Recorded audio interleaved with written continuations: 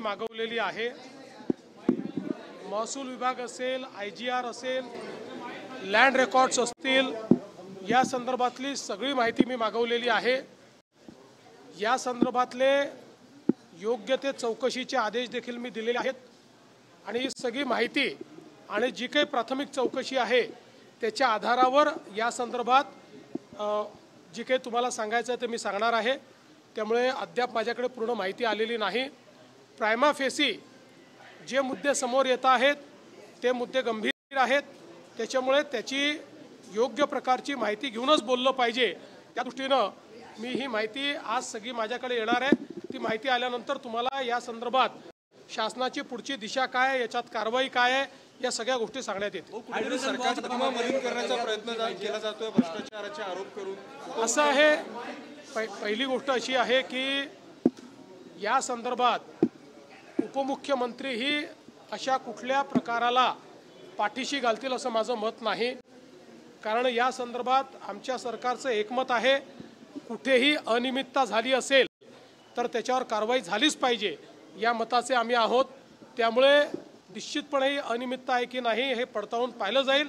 अनियमितता असेल तर त्याच्यावर अतिशय कडक कारवाई ही केलीच जाईल।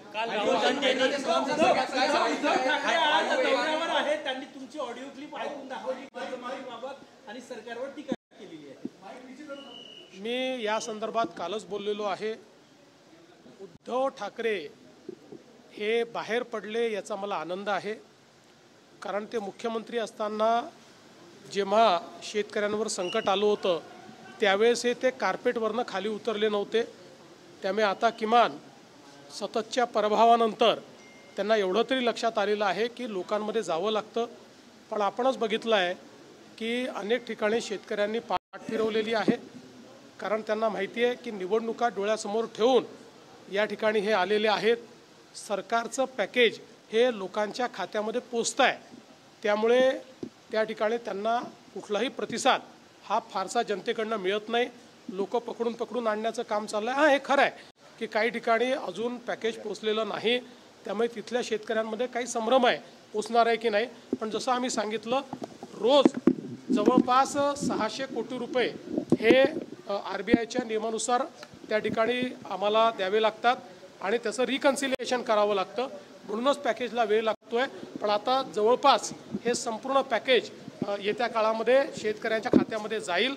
त्यामुळे मला असं वाटत नाही की निवडणुकीच्या तोंडावर कितीही प्रयत्न केला तरी देखील उद्धव ठाकरेंना फार रिस्पॉन्स मिळेल। राहुल गांधी कामठीबाबत आरोप केले होते। आता कामठीचे काँग्रेसचे उमेदवार सुनील भोयर यांचंच मतदान 2 ठिकाणी नोंदणी झालेली आहे, फायनल झालेलं आहे। राहुल गांधी ज्यावेळेस हायड्रोजन बॉम्ब म्हणतात त्यावेळेस ती फुसकी त्या ठिकाणी लवंगी असते, हे आता सगळ्यांच्याच लक्षात आलं आहे। काल तर ते स्वतःच असे सापडलेले आहेत की त्यांनीच मॉर्फ केलेला फोटो दाखवला आहे असं काही चॅनल्सनी क्लिअर कट दाखवलेलं आहे। त्या चॅनल्सनी जाऊन त्या वोटरची पडताळणी केली, वोटर तिथेच सापडले। फक्त राहुल गांधींनी त्यांचा चेहरा दुसरा दाखवलेला आहे हे देखील त्या ठिकाणी लक्षात आलेलं आहे। त्यामुळे अशा प्रकारे हे जे काही राहुल गांधींचं काम चाललेलं आहे, कुठेतरी हा अजेंडा, हा जो काही आमचे वेगवेगळ्या आमच्या देशामध्ये लोकशाही योग्य पद्धतीने नांदू नये असा विचार करणारे जे आंतरराष्ट्रीय फोर्सेस आहेत, या फोर्सेसची विचारसरणी आणि राहुल गांधी यांची विचारसरणी हे आता एकत्र पाहायला मिळते आहे। त्याच्यामध्ये कुठलाही भेद नाही आहे। ते फोर्सेसही हाच प्रयत्न करत आहेत की भारताच्या लोकशाहीवरनं आणि लोकशाहीने तयार केलेल्या संस्थांवरनं जनतेचा विश्वास उठला पाहिजे आणि तेच प्रयत्न राहुल गांधी करतायत। यातनं शंकेला मोठा वाव तयार झाला आहे।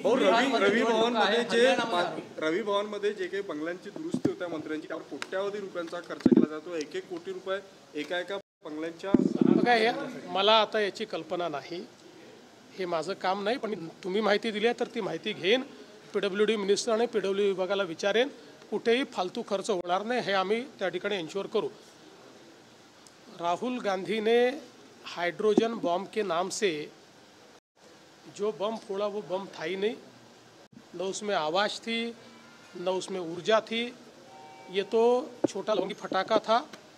और मुझे ऐसा लगता है कि अब राहुल गांधी एक ऐसा एजेंडा चला रहे हैं जो एजेंडा इस देश में लोकतंत्र ठीक से नहीं चलना चाहिए, ऐसी जो बाहरी ताकतों का एजेंडा है, उस एजेंडा से राहुल गांधी का एजेंडा मिलता है। क्योंकि ये सारी बाहरी ताकतें यही प्रयास कर रही है कि भारत के लोकतंत्र से और भारत के संविधान से जनता का विश्वास उठ जाए। और इसी के लिए ये सारी बाहरी ताकतें भारत के संविधान ने तैयार की हुई जो अलग अलग संस्थाएं हैं, उन संस्थाओं पर क्वेश्चन मार्क तैयार हो, इस प्रकार का झूठा माहौल तैयार कर रही है, नैरेटिव तैयार कर रही है। और उसी नैरेटिव को राहुल गांधी चला रहे हैं।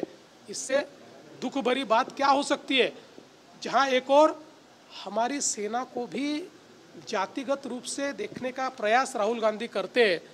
तो मुझे समझ में नहीं आ रहा कि राहुल जी किसके लिए काम कर रहे हैं। सेना के ऊपर क्वेश्चन मार्क, संविधान के ऊपर क्वेश्चन मार्क, संविधान के संस्थाओं ने जो व्यवस्था खड़ी की है उसके ऊपर क्वेश्चन मार्क। ये एजेंडा किसका है, ये राहुल गांधी किसका एजेंडा चला रहे हैं, अब ये बिल्कुल स्पष्ट हो रहा है। हो सीसीआयला कापूस खरेदीसाठी